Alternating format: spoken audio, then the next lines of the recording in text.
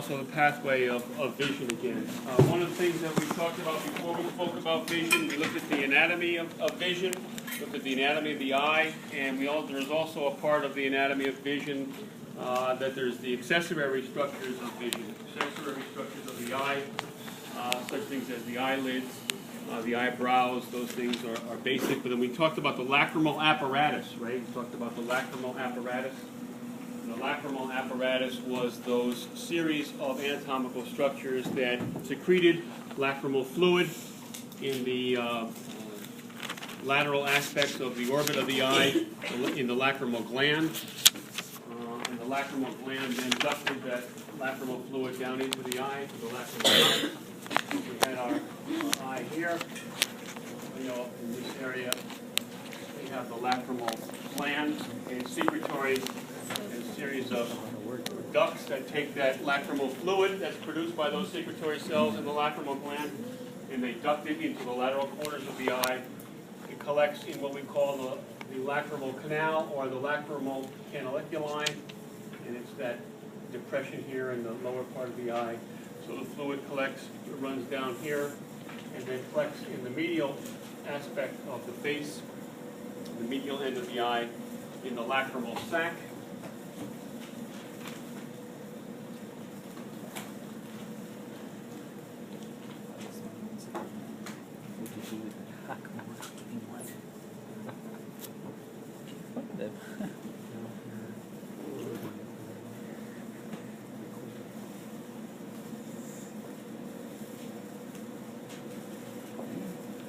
And the lacrimal sac had a duct called the nasolacrimal duct that took that fluid as it's produced in the secretory cells in the lacrimal gland, ducted down through the ducts into this canaliculi, or the canal, into the lacrimal sac, down through the nasolacrimal duct into the nasal cavity. Nasal cavity. Okay? So that's the pathway. And the production of lacrimal fluid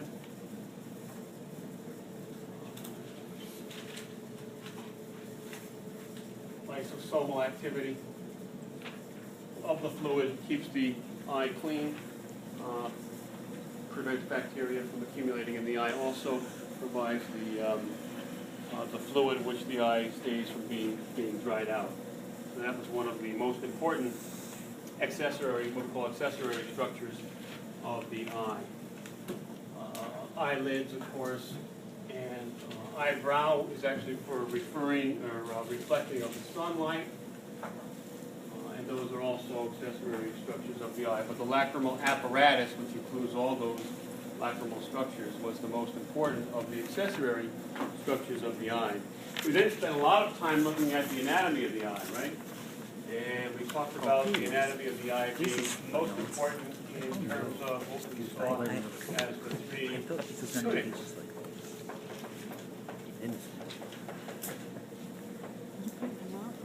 Three tunics of the eye wall, three layers of the eye wall. And we looked at the eye as being a rounded structure like this.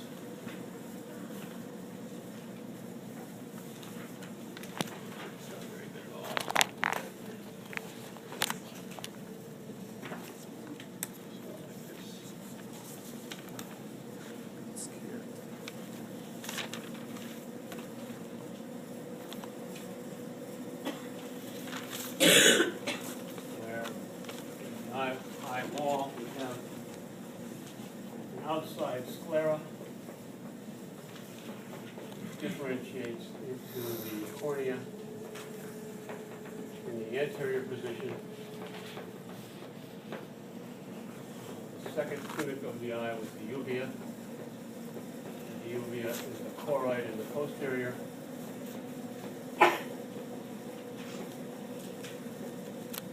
And the ciliary bodies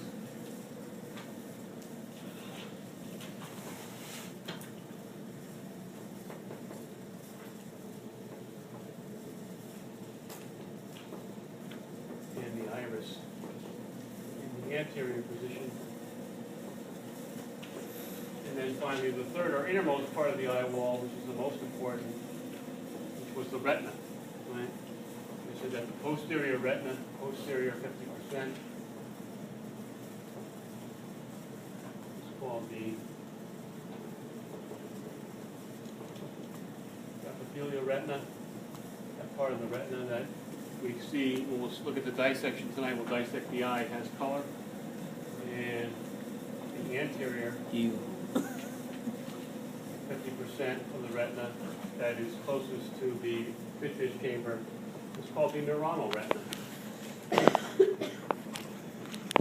And that neuronal retina has 3 layers of neurons, ganglion cells, bipolar cells, and the most important of all cells, photoreceptors. And the photoreceptors were the rods and cones. Cones perceiving the color, the rods perceiving the dim light or the black and white light. So we diagrammed it out like this in our model. Sclera, uvea, retina.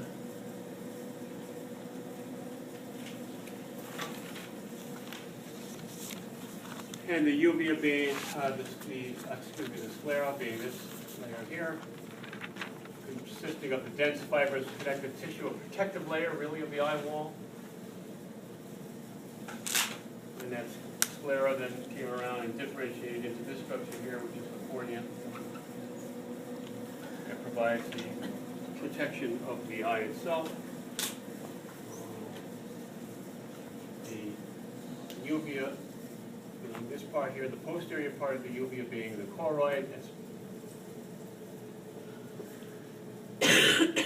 very important because it has a vascular supply.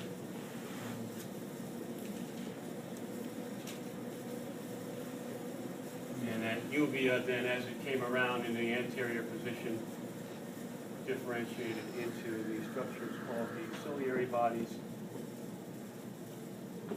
and the iris, which is really in front of the ciliary bodies. And within the ciliary bodies, we know that there is suspension of the lens. This is the lens. Okay. And then the third layer, innermost layer of the eye wall is the retina. The back half being the epithelial retina. That would be in this area here, bordering the choroid portion of the uvea. And then in the innermost part of the retina, we had the 3 layers of neurons, the ganglion cells here, the bipolar cells as the second layer of neurons, and the back layer being the photoreceptors, your rods and cones. In this area here, ultimately, we saw a bunch of axons of the ganglion cells that come out and form the optic nerve. The posterior lower part of the eye. The hollow ball inside the eye is referred to as the vitreous chamber, filled up with vitreous fluid. Again, a hollow ball, if it doesn't have air in it or water in it or some kind of fluid, is going to collapse. So the eye needs to maintain its structure, and that is maintained through the vitreous chamber, the vitreous fluid. You've also maybe have heard sometimes the term a vitreous floater. And that's the things that sometimes you see go right by your eye, and you see a little speck of black, and that's a little piece of dirt that might get into the vitreous chamber, called a vitreous floater. It reflects back on your eye, and you perceive something that you really are not seeing, but it's just a piece of dust or dirt that's in the fluid of the vitreous chamber. This area here, between the cornea and the lens, is a hollow chamber called the aqueous chamber. And the aqueous chamber is also filled up with fluid. And the fluid that fills the vitreous chamber and the aqueous chamber is secreted by the ciliary bodies.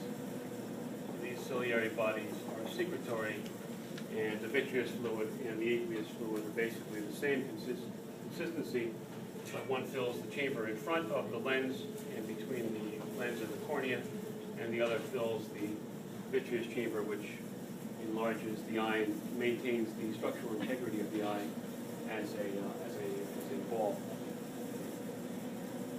Now, we talked about the pathway of vision as being a key factor in terms of the physiology.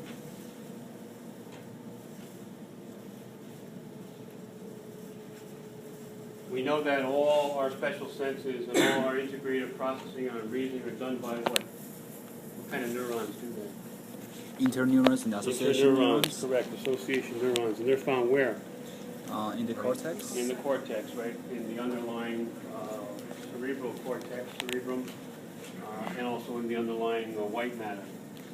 So the ultimate pathway is to get that light source converted to a neuronal depolarization wave from the neurons that can convert back and project that up to the cortex.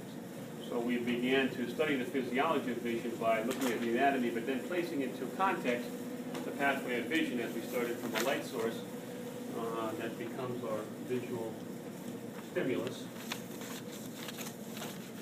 ultimately needed to get to the cerebral cortex. And somewhere along the way, that light source has to be converted to a neuronal impulse. That is, we have to get the rods and cones involved so the environmental stimulus is changed to something that the brain can perceive. So we began to look at the pathway of vision. There's many steps along that pathway, right? First of all, what we talked about, we talked about the stimulus being what? A light source, right? So the light source comes into the eye through the cornea. So if we look at our pathway